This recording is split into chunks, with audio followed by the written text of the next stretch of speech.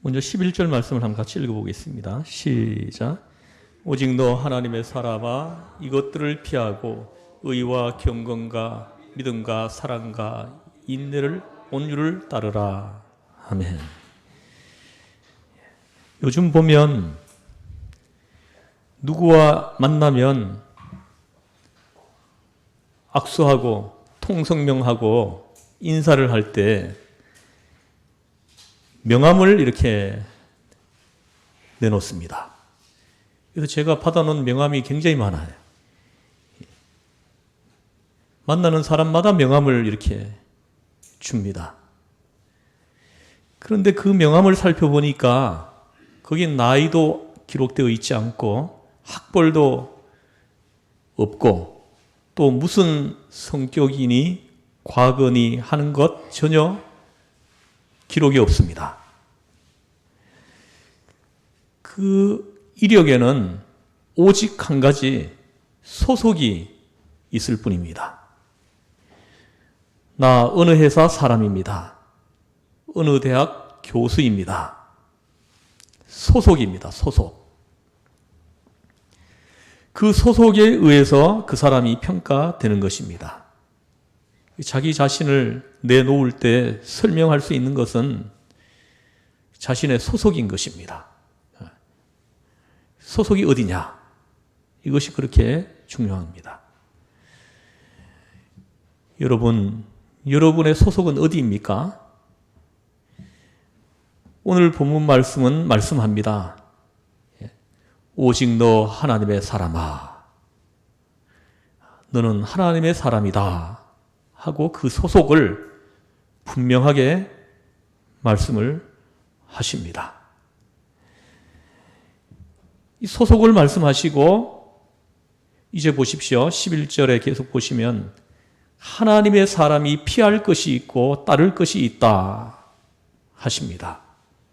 소속이 하나님의 사람, 하나님께 속해 있는 사람들이 피할 것이 있고 쫓을 것이 있다는 거죠. 그 피할 것들에 대해서는 이것들을 피하라 하고 지난주 설교에서 말씀을 했습니다. 그 휠라르기랴, 돈을 사랑하는 마음, 물질로 기울어지는 마음, 물질에 대한 욕망, 이런 것들을 하나님께 속해 있는 사람들은 피하여야 한다 했습니다. 돈을 사랑하는 마음을 피하라 하는 것입니다. 오직 너 하나님의 사람아 이것들을 피하고 그 다음에는 적극적으로 따를 것, 쫓을 것을 말씀합니다. 읽은 11절 말씀을 보십시오. 의와 경건과 믿음과 사랑과 인내와 온유를 따르라 합니다. 하나님께 속해 있는 사람들이 쫓을 것을 이렇게 구체적으로 말씀을 좀 해 주시는 것입니다. 이것은 하나님의 사람이 마땅히 지닐 품성이 그러하다 하는 것입니다. 하나님의 사람은 우선 의, 경건, 믿음, 사랑, 인내, 온유 이런 덕목을 따르라 하고 말씀을 합니다. 따르라. 무슨 말씀입니까? 이것은 계속적으로 노력하라는 말씀입니다. 이 덕목은 이상으로 목적으로 삼고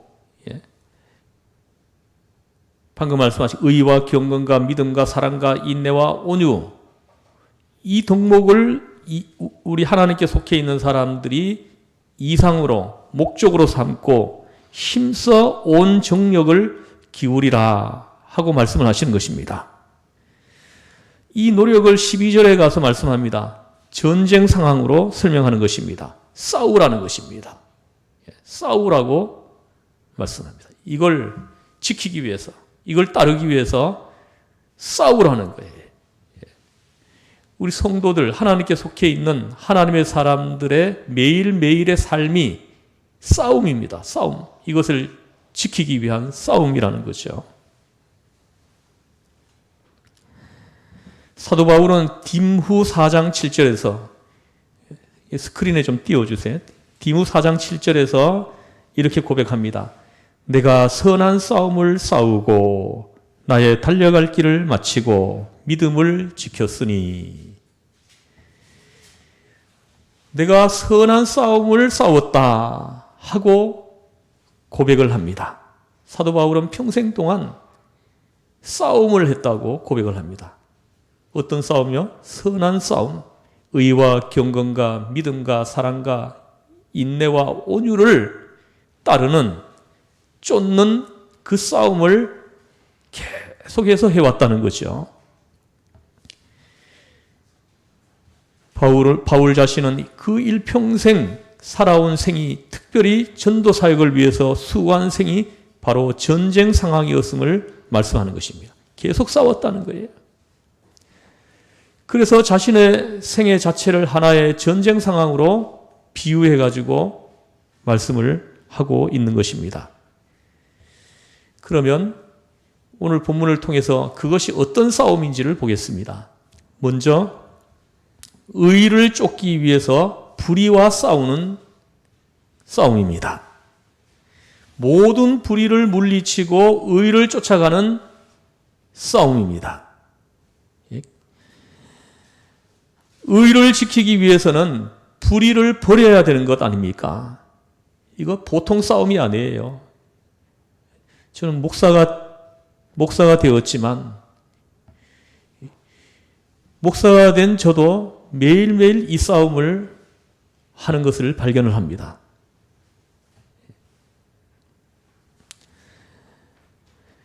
마땅히 불의를 버리는 싸움을 해야 한다고 말씀합니다. 그렇지 않고는 의를 이룰 수 없기 때문이다 하시는 겁니다. 두 번째는 경건을 따르기 위해서 형식주의와 위선과 싸워야 하는 것입니다. 형식주의, 위선, 우리 기독교인들이 매일매일 싸워야 할 대상이라는 거죠. 이것은 내적인 싸움입니다. 여러분 보십시오. 경건을 따라 하나님 앞에 있는 경건을 따라가려고 하려고 하니까 사람에게 보이려고 하는 마음, 사람에게 인정받고 싶은 마음, 사람에게 칭찬받고 싶은 마음, 이런 것이 자꾸 생기는데 이걸 싹 버려야 한다고 말씀하는 것입니다. 그런 생각을 버리는 싸움입니다. 매일매일 이 싸움을 해야 하는 것입니다. 이거 아주 중요한 것입니다. 아주 구체적이고 현실적인 것입니다. 종종 우리는 무슨 조그마한 일을 할 때도 사람에게 보이고 싶어 합니다. 사람에게 인정받고 싶어 합니다. 칭찬받고 싶어 합니다. 이런 마음을 깨끗이 지워버려야 한다고 말씀을 하시는 것입니다. 그래야만이 됩니다. 그렇지 않으면 여러분들이 나중에 천국에 갔을 때 그 천국에 여러분들이 없을 수도 있어요. 우리 잘 귀를 담아 들어야 할 말씀입니다. 깨끗이 지워버리는 것, 내 마음에서 아주 중요한 싸움인 것입니다. 이걸 지워버리는 싸움이에요. 이런 싸움이 반드시 있어야 한다고 말씀하는 겁니다. 경건을 위하여 형식주의와 위선을 버려야 됩니다.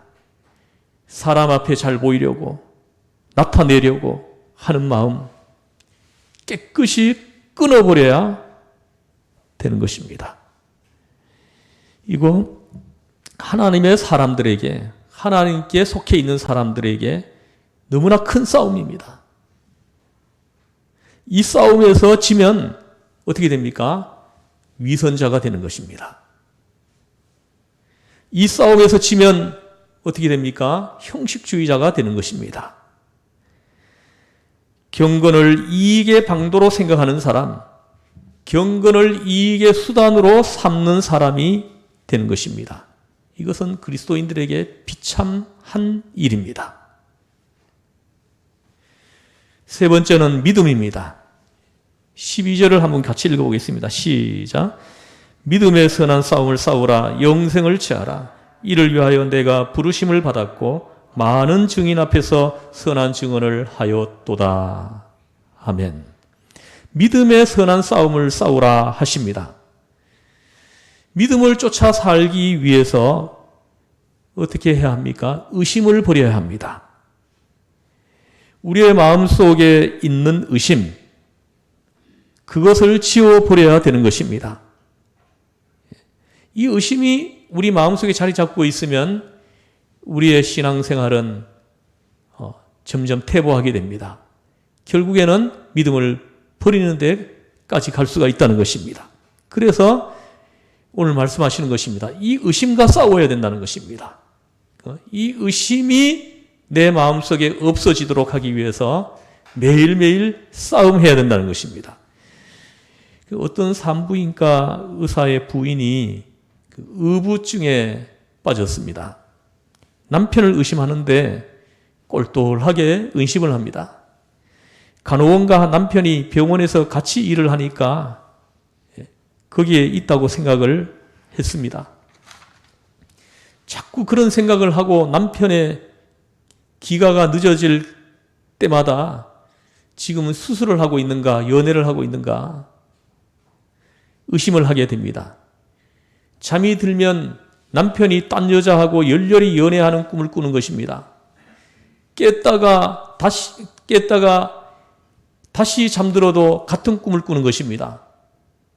같은 꿈을 3번 거푸 꾸니까 이 사람이 생각합니다.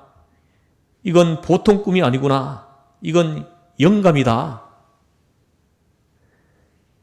하는 지경이 된 것입니다. 이제는 시나리오를 쓰기 시작합니다. 이렇게 돼서 이렇게 되고 이렇게 되고 심지어는 그 둘 사이에 아이가 있다고까지 생각을 합니다. 이제 이것을 말로 하기 시작했습니다. 기가 막힐 일입니다.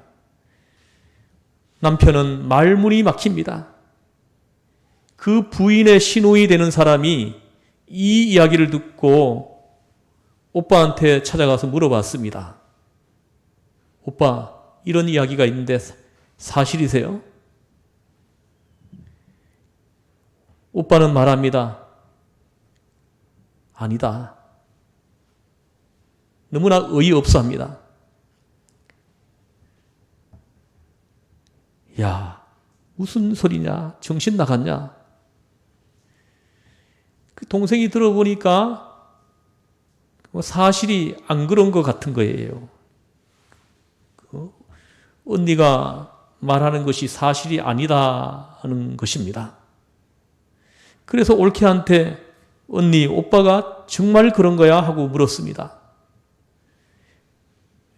그랬더니 언니가 그렇다는 증거가 있다는 대답을 합니다. 그래요? 그럼 병원에 한번 가봅시다. 아이도 있다는 집에도 한번 가봅시다. 해서 같이 갔는데 문간에 딱 가가지고는 아니야 하는 것입니다. 이런 세상에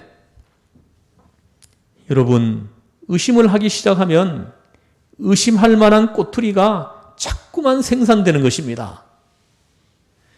그 시나리오를 저 자신이 쓰고 있는 것입니다. 이거는 무서운 일인 것입니다.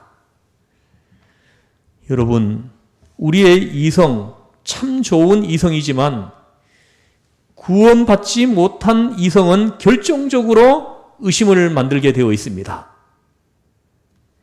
아주 합리적으로 의심을 만듭니다. 여러분, 이것을 꼭 알아야 되는 것입니다. 옛날에 D.L. 무디라는 부흥사가 있었는데요. 이분이 성경을 읽다가 무슨 의심이 생기면은 말씀을 읽다가 안 믿어지는 거예요. 그런 의심이 생기면 우리 같았으면 그 자리에 엎드려 믿음을 달라고 이렇게 기도를 보통 하지만 이분은 그렇지 않았습니다. 그분이 의심을 이기는 길은 따로 있었어요. 밖으로 뛰어나갔습니다. 그런 의심이 생길 때마다 밖으로 뛰어나갔다는 것입니다. 거리에 나가서 아무나 붙잡고 봉사를 하는 것입니다. 지나가는 수레라도 있으면 막 뒤에서 밀어줬어요. 그리고 거지들의 손목도 잡아주고, 그리고 무엇이건 봉사를 했습니다. 지나가는 사람에게 복음을 전하고 전도하고 1시간 이상을 봉사하고 나서 다시 돌아와서 성경을 읽으면 놀랍게도 의심이 하나도 없습니다. 의심과 불심이 싹 사라진다는 것입니다. 확신이 있는 믿음이 생긴다는 것입니다. 그는 이렇게 행동적으로 봉사생활로 의심을 이기는 나름의 비결을 가지고 있었던 것입니다. 그 의심을 이기는, 그 의심과 더불어 싸우는 비결을 가지고 있었던 것입니다. 독일의 그 마틴 루터가 종교개혁 당시 그 숨어 지내던 집이 지금도 보존되어 있습니다. 거기에 가면 이런 기록이 있다고 합니다. 이분이 성경을 번역하다가 의심이 생겨서 마귀가 눈앞에 왔다 갔다 하는 걸 보고 마귀를 향해 그 잉크병을 들고 그냥 집어 던져버렸다는 것입니다. 그래서 그 잉크병이 벽에 부딪혀가지고 박살이 나는 것입니다. 그래서 벽에 잉크 자국이 생겼다고 하는 이야기입니다. 루터는 매일매일 마귀와 더불어 싸웠습니다. 눈앞에 마귀가 나타날 때 잉크병을 던지는 그런 극단적 용기가 있었습니다. 예수 이름으로 명하노니 떠나갈지어다 하면서 집어던졌다는 거예요. 지금 마귀와 더불어 싸우는 것입니다. 그래서 루터의 책에는 마귀 얘기가 참 많이 나옵니다. 흰마귀, 검은마귀. 루터가 말하는 흰마귀는 교황이고 로마 교황입니다. 그리고 그 검은마귀는 술친구입니다. 세속적인 것들입니다. 의심과 더불어 매일매일 분투하며 싸웠습니다. 특별히 루터는 율법주의자와 싸웠습니다. 믿음으로 구원을 얻는 게 아니라 자신의 공로로 구원을 받는다는, 사람의 의로 구원을 받는다고 하는 그 사상들과 싸웠습니다. 그뿐입니까? 또한 신비주의와 싸웠습니다. 그러므로 확실한 믿음을 세우고자 했던 것입니다. 마르틴 루터의 적이 둘이 있었습니다. 하나는 신비주의이고 하나는 율법주의였습니다. 그것이 종교개혁의 뿌리이었던 것입니다. 이 두 적을 상대로 해서 아주 용감하게 싸워서 이긴 것입니다. 오직 믿음으로 예수를 구주로 고백하고 입으로 시인하고 마음의 믿음으로 구원을 얻는다. 사도 바울은 믿음으로 얻는 구원을 위하여, 믿음을 쫓기 위하여 그 모든 것들과 분투하고 싸웠던 것입니다. 그리고는 결국은 승리했습니다. 할렐루야. 경건과 믿음, 그리고 또 하나는 오늘 본문에 보십시오. 사랑입니다. 11절에 보십시오. 경건과 믿음과 사랑과 인내와 온유를 따르며, 사랑과, 누구나 사랑합니다. 언제든지 사랑합니다. 모든 사람을 사랑합니다. 사랑하기 위해서 그는 마음속에 일어나는 미움과 싸워야 했습니다. 우리 안에 자꾸 이렇게 솟아오르는 미움이 있죠. 그 미움과 더불어서 싸우는 것입니다. 사랑으로, 주 예수의 대속의 사랑으로 이 미움과 싸우는 거예요. 이 미움을 이기는 비결은 사랑입니다. 주 예수의 대속의 사랑, 주 예수의 대속의 은혜. 이것으로 그 마음속에 생겨나는 미움과 싸우는 것입니다. 그리고 인내와 온유를 따르라 합니다. 톨스토이의 작품 가운데 재난의 원인이라고 하는 단편 소설이 있습니다. 여러분 언제 한번 읽어보시면 굉장히 도움이 됩니다. 마치 동화와도 같은 재미있는 이야기입니다. 담 하나를 사이에 두고 몇 대에 걸쳐 사이좋게 이웃하여 지내는 두 가정이 이 책에 소개되어 있습니다. 두 집의 아이들도 서로 친합니다. 형제 같아요. 그런데 어느 날 이쪽 집에 암탉 한 마리가 푸르르릉 날아가지고 옆집으로 넘어간 거예요. 넘어가서 옆집의 닭장으로 들어갔어요. 그 닭장에 들어가서 거기서 알을 낳고는 꼬꾸대 꼬꾸 꼬꾸대 꼬꾸 하고는 막 그 닭장에서 튀어나왔습니다. 이걸 이쪽 집의 아이가 봤어요. 그래가지고 저쪽 집의 아이에게 소리를 질렀어요. 우리 닭이 너의 닭장에 들어가서 알을 놓고 꼬꾸대 꼬꾸 하고 나왔다. 그 알을 나한테 넘겨달라. 이렇게 얘기를 했습니다. 그랬더니 이 아이가 닭장에 들어가서 이렇게 보는 척 하더니 알이 없다는 거예요. 알을 안 낳았다는 거죠. 그랬더니 이쪽 집의 아이가 막 큰 소리를 지릅니다. 분명히 우리 닭이 거기서 알을 낳았다. 그랬더니 이 친구는 알 안 낳았다. 이러면서 싸움이 붙었어요. 그러고 있는데 이쪽 저쪽 집의 엄마들이 싸우는 소리를 듣고 나왔다가 엄마들이 또 이번에 싸움이 붙었어요. 막 계속 싸우는 거예요.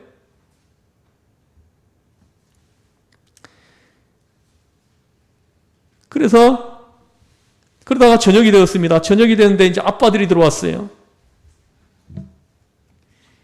이제는 또 아빠들이 싸우는 거예요. 양쪽 집의 아빠들이.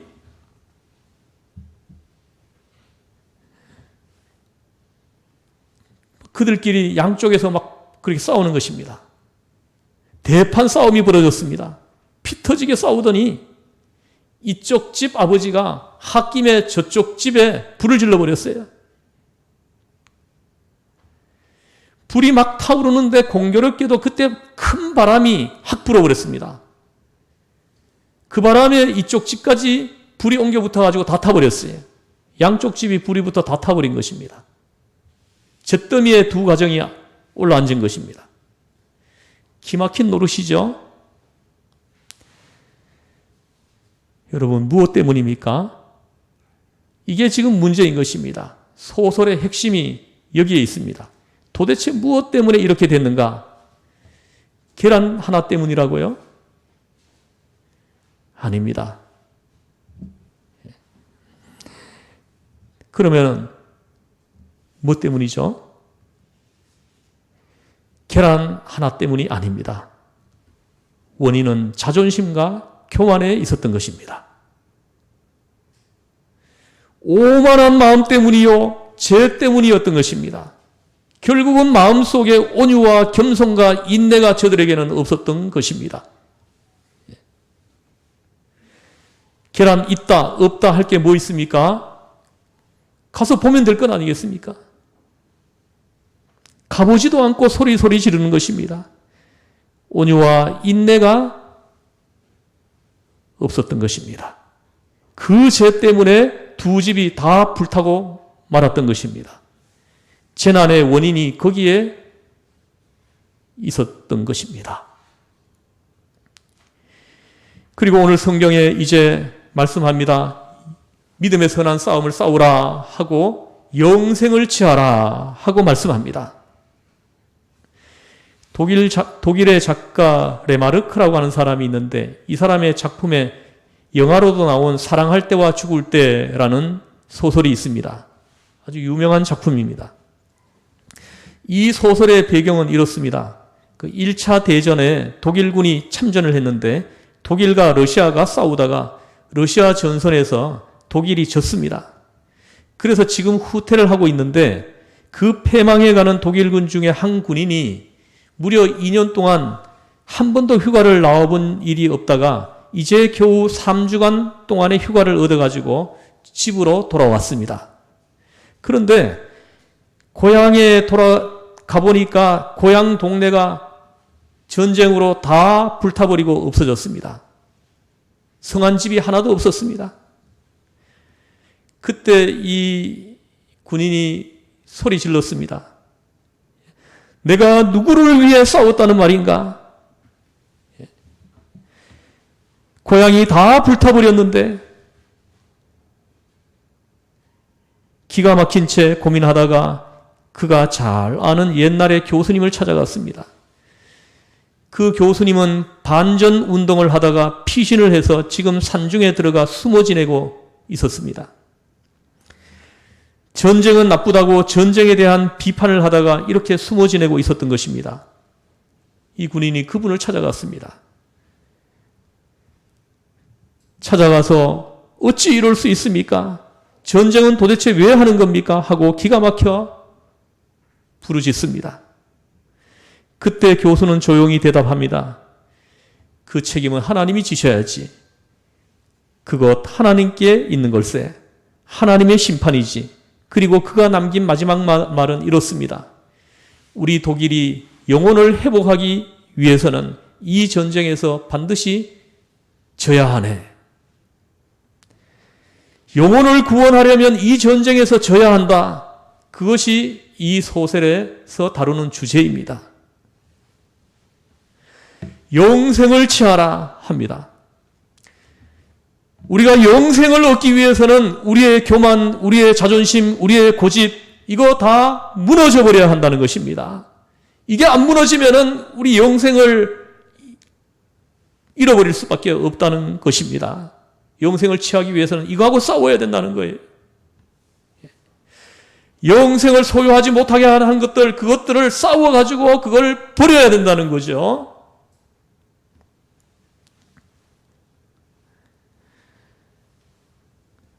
정말로 이 모든 것들, 우리 안에 영생을 얻지 못하게 하는 그 모든 것들이 우리가 싸워서 믿음의 선한 싸움으로 폐허가 되게 해야 된다는 거죠. 그리고 순수한 영생, 영혼의 생명, 영원한 생명을 얻을 수 있는 것입니다. 영생은 신학적으로 종말론적 영생과 현재적 영생의 두 가지를 말합니다. 우리가 죽어서 하늘나라 가는 것은 종말론적 영생입니다. 영원한 생명, 그리스도와 함께 누리는 영원한 영생, 그것은 오직 은혜입니다. 이 은혜를 여러분 모두 다 받으시기를 주의 이름 축복합니다. 그러나 그와 연관이 깊은 현재적 영생이 있습니다.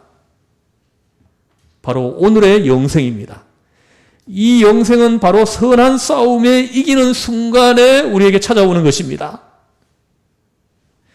선한 싸움이 이길 때 어떻습니까? 내 영혼이 기뻐합니다. 우리가 그 영적인 싸움에서 분투하고 싸움을 해가지고 이길 때 그때 우리에게 찾아오는 기쁨이 있어요. 그 기쁨이 오늘의 영생이라는 것입니다.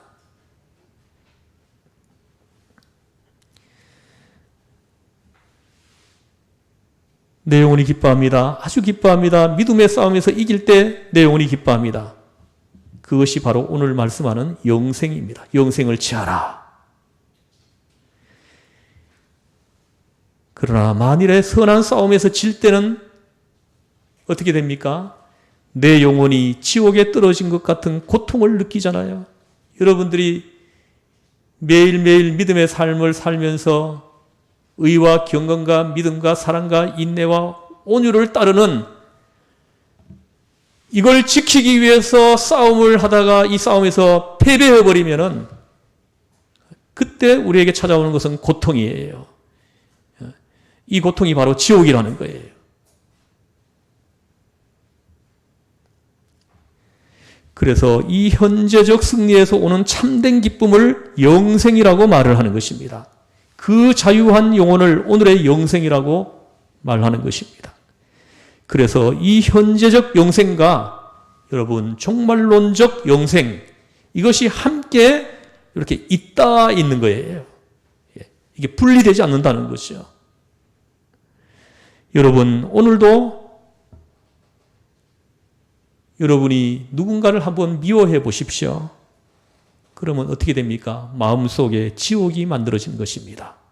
누군가를 미워하면은 그 순간 여러분 마음속에는 지옥이 만들어지는 거예요. 그 모든 미움을 다 이기고 손해를 보면서도 여러분 사랑해 버리십시오. 사랑으로 그걸 모든 걸 승리해 버리는 거예요.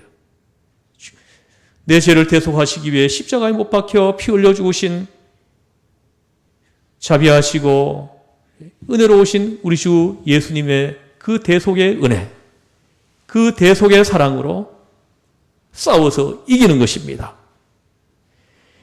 그럴 때 우리에게 찾아오는 것이 바로 영생이라는 것입니다. 그때 바로 영생을 체험합니다.